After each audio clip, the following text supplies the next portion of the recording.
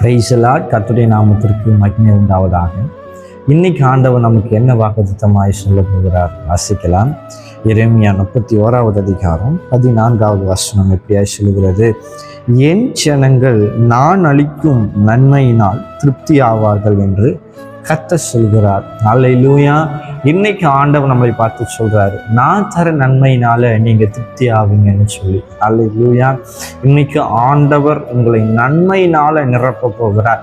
பல நாள் காத்திருப்பீங்கள, எப்போ இந்த காரியம் எனக்கு கைகூடும் அப்படின்னு சொல்லி ஆண்டவரை திருப்தியாக உங்களை நன்மையினால ஆசீர்வதித்து நீங்க எதிர்பார்த்த காரியத்துல தேவன் ஒரு திருப்தியை தர நிரம்பி வழிகிற ஒரு நன்மையை ஆசீர்வாதத்தை என் தேவன் இன்னைக்கு தரப்போகிறார். அல்லேலூயா. நீங்க அப்படியே நம்புங்க, விசுவாசிங்க.